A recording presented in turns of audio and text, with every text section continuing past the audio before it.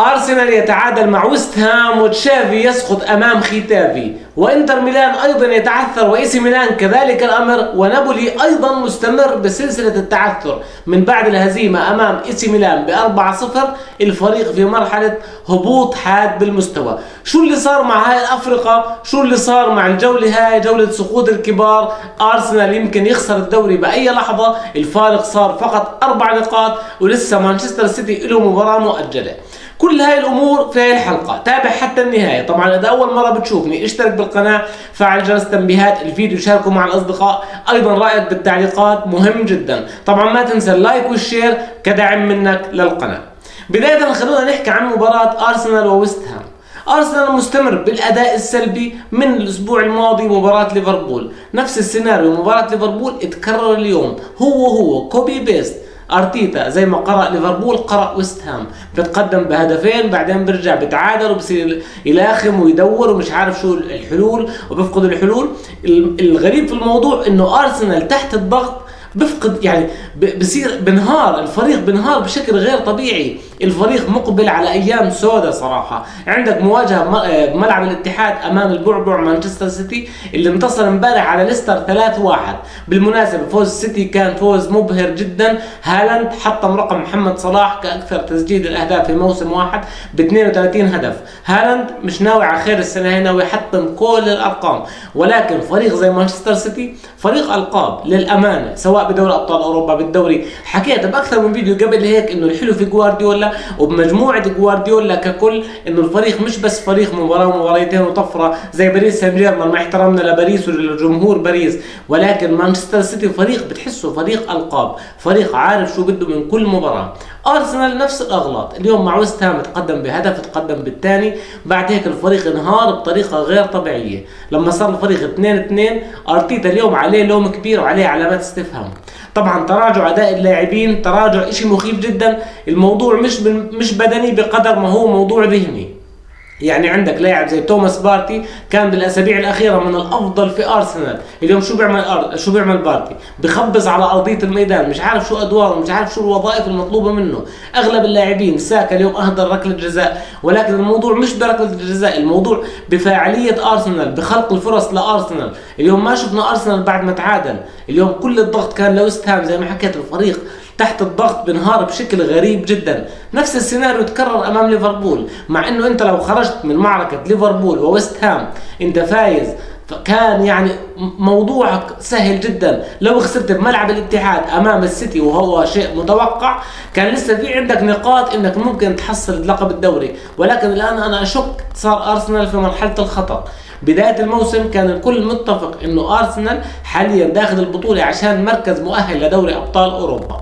ارتيتا شاهدناه طول الموسم بيتعلم من اخطائه، مدرب ذكي، مدرب مرن تكتيكيا، ولكن بلحظة الحسم خلص ارتيتا بتحسه نسي اشياء. يعني اليوم المفروض بعد التعادل من ويست هام خلص انت غامر، نزل هجوم، مش تنزل لاعب مركز بمركز.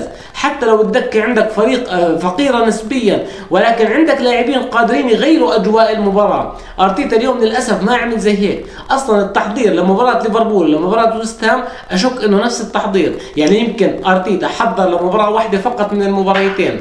اللاعبين مش مهيئين نفسيا، يعني اللاعبين بتشعر انهم اليوم على ارضية الميدان انه هذا الفريق خلص اتوج بلقب الدوري والموضوع انحسم.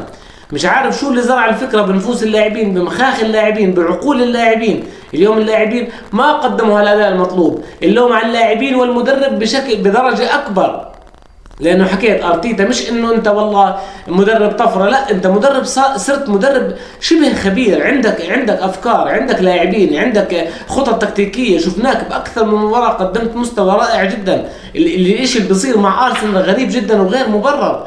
لانه انت ارسنال المفروض ماشي، طموحك كان ببدايه الموسم انك تحقق تتاهل لدوري ابطال اوروبا، وصار اللي بدك اياه. حاليا ارسنال ضمن مقعد في دوري ابطال اوروبا، ولكن انت لقيت حالك بالصداره. فارق 10 نقاط ضيعته، فارق 7 نقاط ضيعته، فارق 4 نقاط اليوم ضيعته. يعني انت بتلعب بالنار، ومش اي منافس اللي امامك مانشستر سيتي اللي حاليا كل اوروبا بتهاب منه باستثناء طبعا ريال مدريد.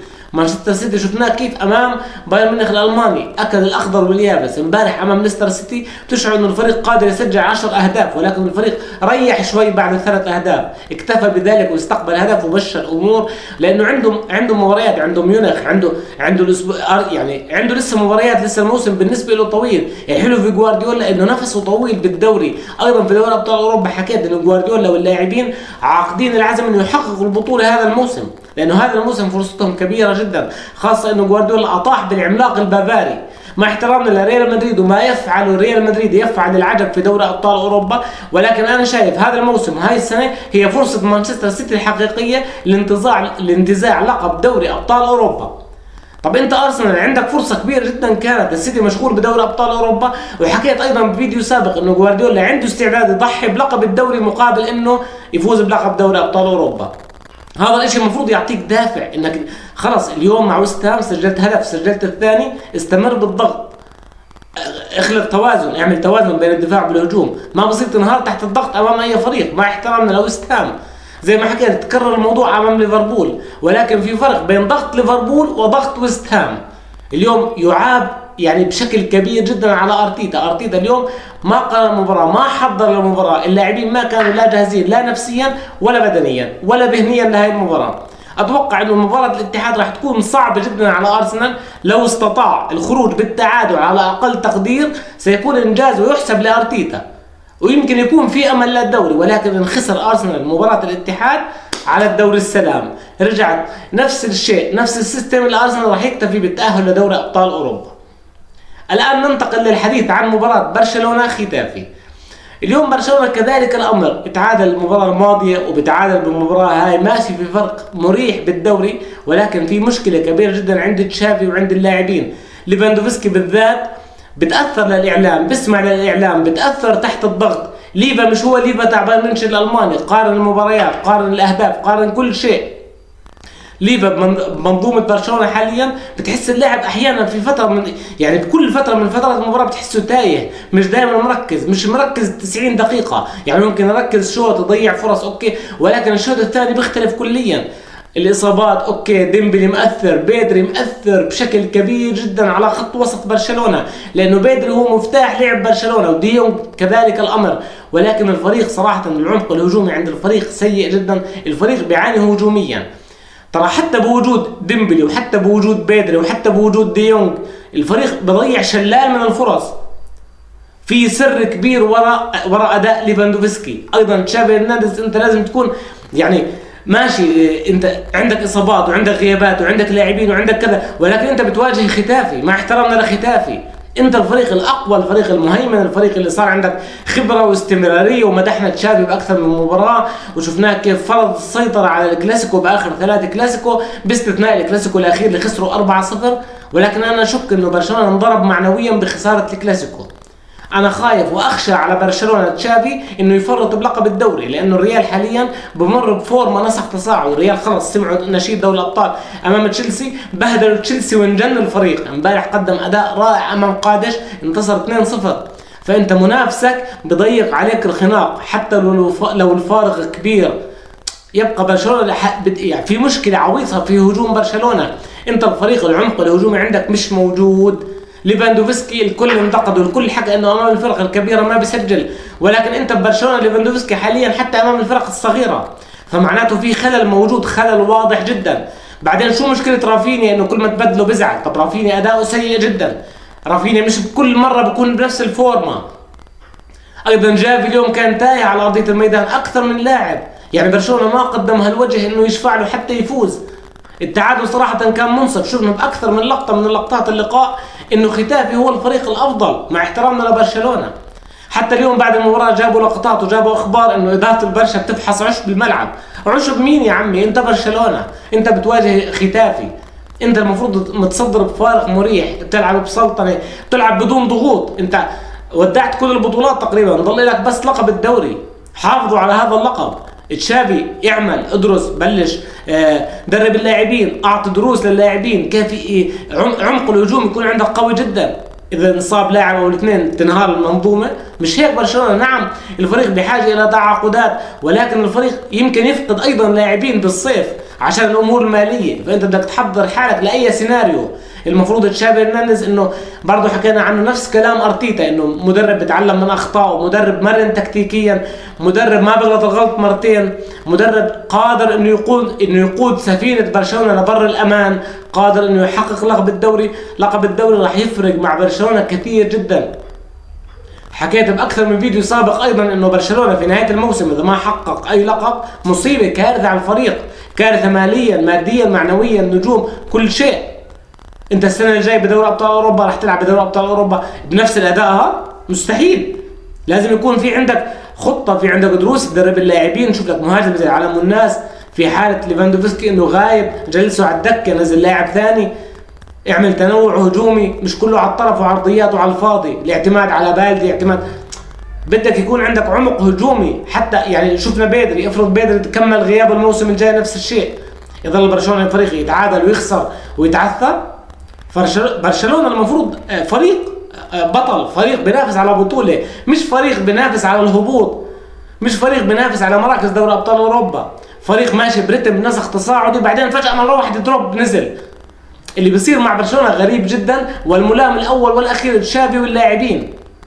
اي نعم تشافي ما عنده عمق هجومي بالتشكيل، ولكن اللاعبين زي واحد زي رافينيا لازم يكون عنده اسس وعنده مبادئ، انه انت بتلعب في نادي كبير، انت لازم تنسجم مع المجموعه. صراحه رافينيا من اول ما اجى من ليدز يونايتد لغايه اللحظه يمكن مباراه ومباراتين قدمهم بشكل جيد جدا، بعديك ما شفنا رافينيا مع برشلونه بيقدم هالاداء الخرافي.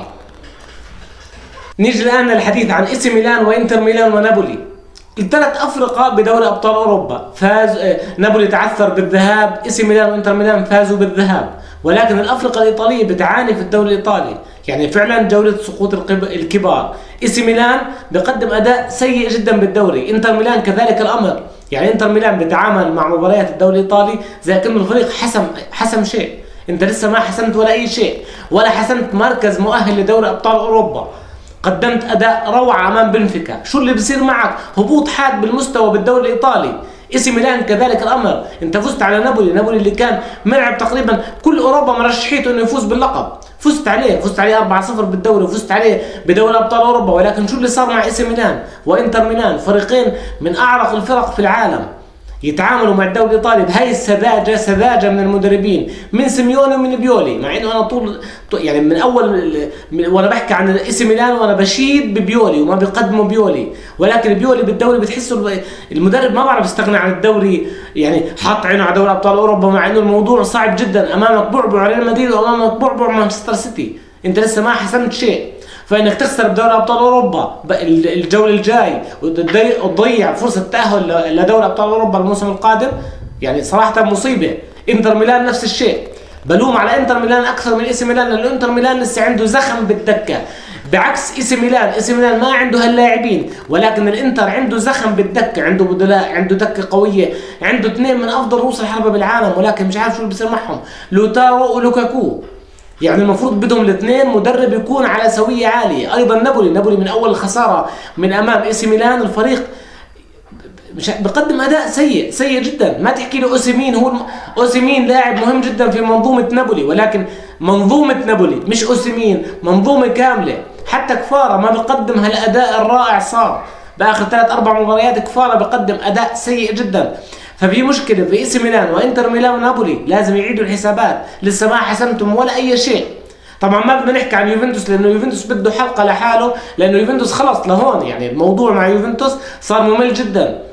شفناه مع سبورتنج، شفناه اليوم مع ساسولو، الفريق من سيء لأسوأ. فشو اللي بصير مع كبار ايطاليا؟ بهاي الحلقة حبيت احكي عن كل هاي الامور. في نهاية الحلقة طبعا اذا اول مرة بتشوفني اشترك بالقناة، فعل جرس التنبيهات، الفيديو شاركه مع الاصدقاء، ايضا رايك بالتعليقات مهم جدا. طبعا ما تنسى اللايك والشير كدعم منك للقناة. دمتم بخير، والسلام عليكم ورحمة الله وبركاته.